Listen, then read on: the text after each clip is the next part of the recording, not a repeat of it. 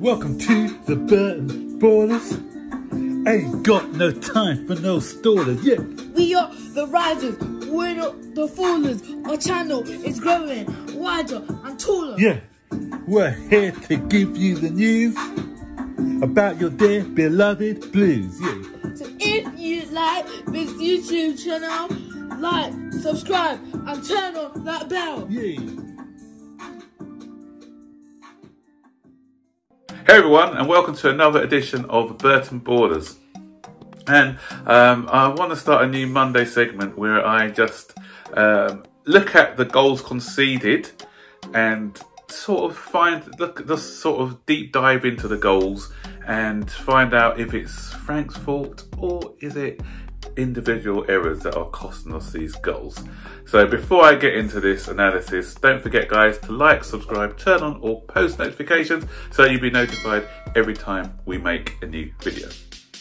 Right, every time we lose, or not lose, we did lose on some Saturday, but we drew, or we concede goals, everyone is sort of dissecting it, and people are blaming Frank Lampard for a lot of the poor results that we've been getting. So I'm going to be looking at these matches, and I'm going to be looking at, is it Frank's fault, or is it some of the players' faults, and what can be done differently by either Frank or the players in these matches.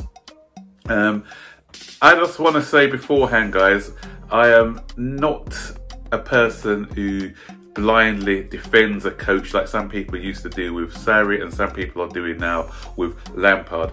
I'm the sort of pundit who tries to look at both sides of the argument. So when you go in with no bias, then I think you can obviously give more constructive criticism, because some people have got a bias one way or the other. So, you know, in some people's eyes, Lampard can do no wrong, and in others, Lampard can't do any right. So I try to critique match by match. I look at the whole, and what I'm going to be doing, I'm not going to be looking at him just based on 5 matches like some people are. I'm going to try and base it over the course of the season and look at some of the mistakes that he's making. As he addressing some of these mistakes that and are we seeing any improvement, or is it something that he's got no control over? So that's what I'm going to be trying to do with these analysis.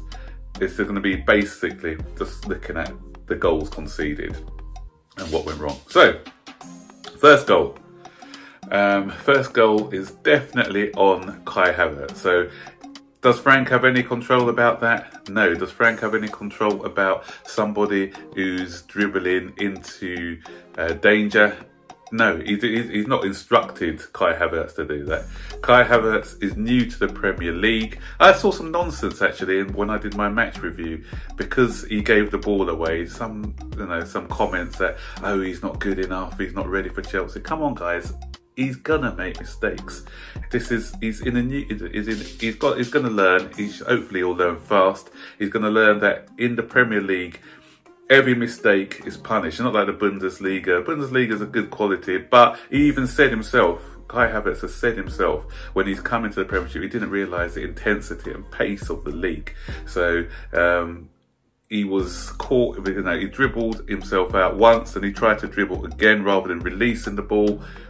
They were right on him, the Southampton defence, and yeah, so I'm hoping that he's just seen that what's happened, and he's going to make like similar to what Thiago Silva in the first game he played when he was punished for dithering on the ball a bit against West Bromwich Albion. I'm hoping that Havertz is just going to learn from this experience. So that one cannot be on Frank. It was just an individual error. Second one, again, we all know that it was a catalogue of errors, starting from Kurt Zouma's poor back pass, under hit, then still Kepa still had enough time to clear the ball. He did not clear it. The ball's gone under his body, and even then we didn't have a reaction from the players. So what we had Christensen sleepwalking, not getting back. We had Kurt Zouma, unfortunately, not trying to correct his error. He was jogging back rather than busting the gut to get back to correct his error. And then we had Kepa diving at the with his feet first and missing the ball completely again off the post. Che Adams, sorry, scores a goal. So Frank can't do anything about that. That was two errors, or I'd say three defenders. Christensen a little bit, but most of the fault goes with Zouma and Kepa for that particular goal. Right, third goal that we conceded, at that one I put down to Frank. Frank Lampard has got to take the blame on that one. Why? Because we've seen it before. We've seen it before in the West Bromwich Albion game. Teams are looking at how we set up for set plays, and so what they're doing is they're putting a man on the edge of the box. Nobody in our team, because of this zonal marking system that they have, obviously other coaches have looked at the zonal marking system. They've seen that Chelsea don't have anyone by the edge of the box, so they say, look, let's put someone at the edge of the box, let's knock that ball back to them. They've got a free shot on goal, or they can put the ball back into the danger area. West Brom exploited that excellently when they knocked the ball back for, I think, Bartlett's goal. The ball was knocked back in unopposed. Bartlett came in from the blind side to score the goal. And then what we saw on Saturday was Theo Walcott. He was on the edge of the box, nobody marking him whatsoever, so that gave him the free shot. And it was a sort of mishit shot, but then Westerveld scored with a header. But again, had Chelsea been set up properly, then that goal's avoidable. And the other thing is as well, we don't put anybody on that far post. Twice now we've conceded where we've got nobody on that far post. So they've got that shot. The goalkeeper's not been helped out because he hasn't got anyone on the post to help him out. We not only was in the game against West Bromwich, and yesterday we saw it a few times in the Premier League last season, and it's Frank Lampard's job and his coaching staff's job to set us up better at set plays. We've got the guy Anthony Barry coming this season. We saw signs of it before, but again, as I said, it's creeping in with 2 goals, 2 set play goals conceded. So that is on Frank for me, and he needs to improve in that area as well. The other thing on Frank, his instructions needs to be carried out, because he's making frustrations that he told the boys to knock the ball longer and not to be brave in the last phase of the game when we were defending a 3-2 lead. He's got to be more forceful in carrying out those instructions, because the guys weren't listening to him. But is it him or is it the guys? Because we've had situations before in the past with previous managers, and I remember Sarri saying that the guys are not following his instructions. I remember Conte before saying that the guys weren't following out his instructions. So I don't know whether it's a player issue or a manager issue in that situation.